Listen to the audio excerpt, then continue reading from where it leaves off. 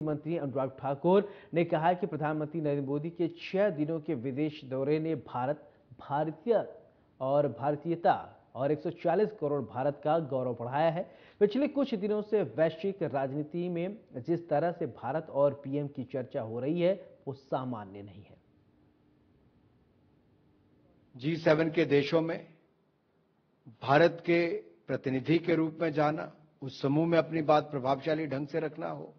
या फिर 2 दर्जन के लगभग देशों के हेड ऑफ स्टेट से प्रधानमंत्री, राष्ट्रपति इन सबसे मिलने की बात हो, और इसके अलावा जो हमारे अन्य उद्योगपति, कलाकार, साहित्यकार, अन्य बड़ी हस्तियों से भी मिलने का और भारत से जोड़ने का काम जो माननीय प्रधानमंत्री जी ने किया, उसके सुखद परिणाम हमें भविष्य में देखने को मिलेंगे। देखिए, जिस तरह से जापान में अमेरिका के राष्ट्रपति ने मोदी जी को सम्मान दिया, पापुआ न्यू गिनी के प्रधानमंत्री ने जिस तरह से अभिनंदन स्वागत किया, और जिस तरह से ऑस्ट्रेलिया के प्रधानमंत्री ने द बॉस कह के भारत के प्रधानमंत्री को कहा, ये अपने आप में ऐतिहासिक है। ये हर भारतीय को सम्मान देता है। ये केवल प्रधानमंत्री जी का नहीं, 140 करोड़ भारतीयों के प्रतिनिधि का सम्मान है, भारत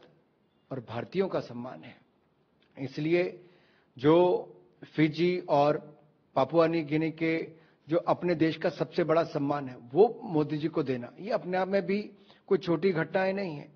एक के बाद दूसरे दौरे में देखा गया कि कैसे प्रधानमंत्री जी वैश्विक स्तर पर भारत को नई ऊंचाइयां दिला रहे हैं, और कहीं ना कहीं इतना व्यस्त दौरा करने के बाद 6 दिनों के बाद जब वापस आए तो मात्र 2 घंटे के अंदर फिर वापस सरकारी कार्यक्रम, राजनीतिक कार्यक्रमों से और बाकी से जुड़ गए। ये अपने आप में दिखाता है कि वो ना थकते हैं ना रुकते हैं। चरैवेती अगर कहूं तो सही मायने में देश को भी आगे बढ़ा रहे हैं,